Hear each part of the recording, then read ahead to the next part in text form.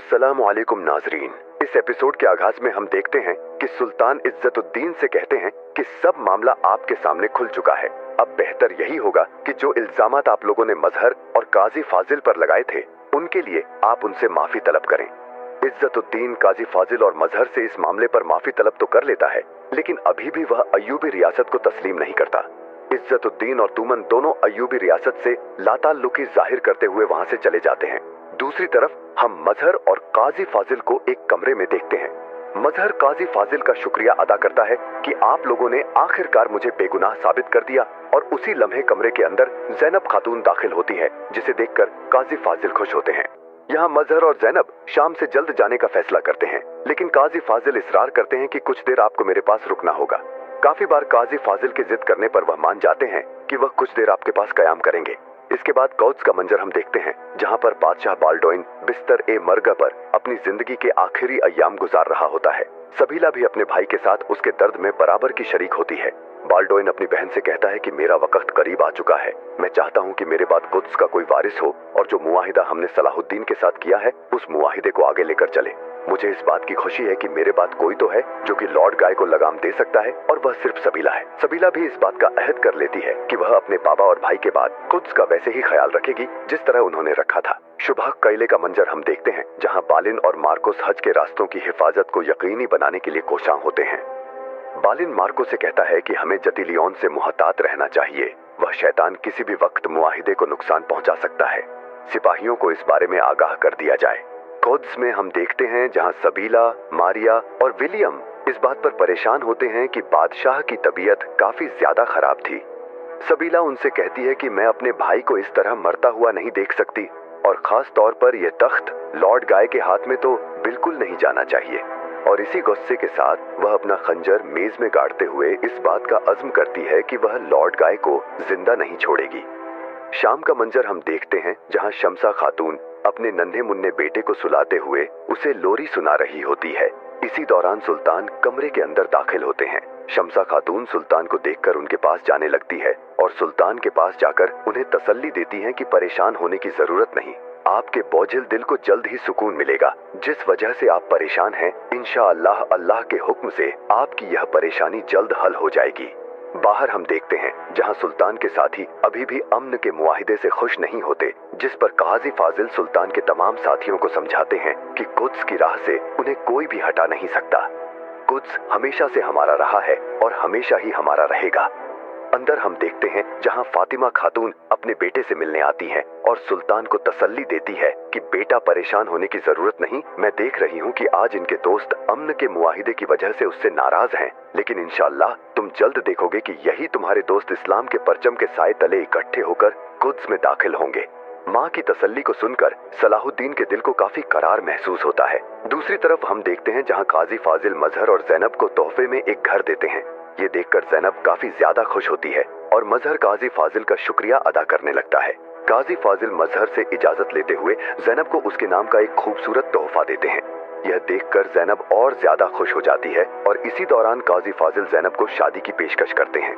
कहुत्स में हम देखते हैं, जहां सबीला खंजर लिए हुए लॉर्ड गाय के कमरे के अंदर दाखिल होती है। वह देखती है कि बिस्तर पर लॉर्ड गाय सो रहा है, और इसी मौके का फायदा उठाकर वह पे दर पे उस पर वार करने लगती है। जब उसका दिल भर जाता है और जैसे ही वह चादर हटाती है, तो वहां पर लॉर्ड गाय की जगह तकिए मौजूद होते हैं। ये देखकर सबीला का और ज्यादा दिमाग खराब हो जाता है, और वह गुस्से से तकियों को यहाँ वहाँ फेंकने लगती है, और फिर बेबसी के साथ वहीं पर बैठकर रोने लगती है। बाल्डोइन बिस्तर मर्ग पर यही फरियाद कर रहा होता है कि काश मुझे कुछ लम्हात और मिले होते, तो मैं अपने बचपन की तरह दोबारा से खुद की गलियों में टहल सकता। इसी लम्हे उसके मुंह से खून निकलने लगता है। यह देखकर बादशाह को मालूम हो जाता है कि अब मेरे दिन ज्यादा नहीं रहे, और जैसे ही वह सामने देखता है तो लॉर्ड गाय उसके सामने मौजूद होता है। वह बादशाह से कहता है कि अब आपको जन्नत में भेजने का वक्त आ चुका है। आपकी जितनी जिंदगी थी, आपने अपनी जिंदगी जी ली है। यह सुनकर छोटे बादशाह को कुछ समझ नहीं आ रहा होता कि आखिर लॉर्ड गाय कहना क्या चाह रहा है। लॉर्ड गाय बादशाह के करीब जाते हुए एक तकिए से उसका सांस रोक देता है। लॉर्ड गाय इस बच्चे पर अपना जोर बढ़ाता जाता है, यहाँ तक कि बीमारी से लाचार बच्चा साकित हो जाता है, और यही बादशाह की मौत हो जाती है। और लॉर्ड गाय को इस बात की तस्कीन हो जाती है कि अब खुद उसका सिर्फ एक ही बादशाह होगा, और वह होगा लॉर्ड गाय।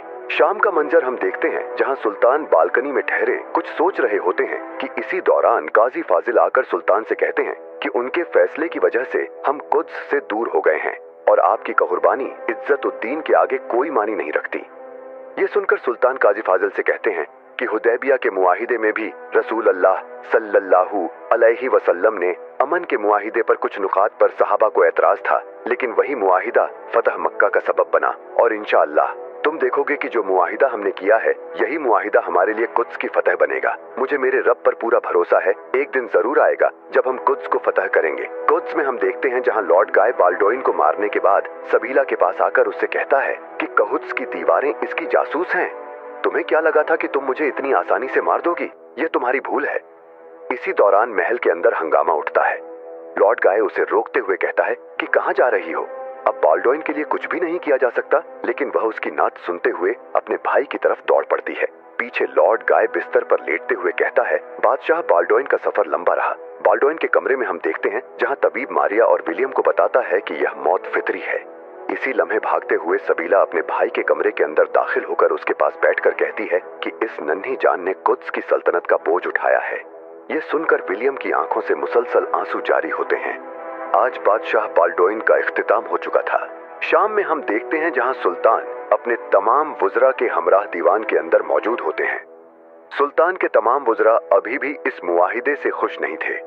वे चाहते थे कि हम अपनी पूरी फौज के साथ कुद्स पर चढ़ाई करें, लेकिन सुल्तान अपने तमाम वुज़रा को इस अमन मुआहिदे पर राजी होने को कहते हैं और कहते हैं कि मस्जिद ए नबवी और मस्जिद ए हराम की तरह कुद्स को भी तौहीद और भाईचारा अहम बनाता है और हमें कोशिश करनी होगी कि इस भाईचारे और अमन को कायम रखें। वह दिन दूर नहीं जब हम कुद्स में इंशाअल्लाह अल्लाह के हुक्म से इकट्ठे दाखिल होंगे। क्या तुम लोगों को सुलह हुदैबिया का वाकया याद नहीं, जब आप सल्लल्लाहु अलैहि वसल्लम ने कुफार से मुआहिदा किया था और आप सल्लल्लाहु अलैहि वसल्लम के इस मुआहिदे पर कुछ सहाबा को एतराज भी था, लेकिन वक़्त आने पर वही मुआहिदा फतह मक्का का सबब बना। बस सुलह हुदैबिया को याद रखते हुए तुम लोगों को इस मुआहिदे को तस्लीम करना होगा। प्यारे नाजरीन, आज की इस एपिसोड में यही कुछ था। उम्मीद है कि आज की यह एपिसोड आपको पसंद आई होगी। अगर आज की यह एपिसोड आपको पसंद आई है तो हमारे YouTube चैनल को जरूर सब्सक्राइब करें और साथ ही लगे बेल के आइकन पर जरूर क्लिक करें। वीडियो के इख्तिताम पर हमारी अल्लाह ताला से यह दुआ है कि जो लोग हमारी इस वीडियो को आखिर तक देखते हैं और अपना कीमती वक़्त हमें देते हैं, अल्लाह ताला उन्हें दोनों जहानों की खुशियां अता फरमाए। आज शब बारात थी। इस बाबरकत रात के सदके अल्लाह ताला हमारी तमाम दुआओं को कबूल फरमाए और जिनके अहबाब वफात पा चुके हैं, अल्लाह ताला उन्हें जन्नतुल फिरदौस में आला मकाम अता फरमाए और जिनके अहबाब जिंदा हैं, अल्लाह ताला उन्हें तंदुरुस्ती वाली जिंदगी अता फरमाए। आमीन या रब्बुल आलमीन। अल्लाह हाफिज।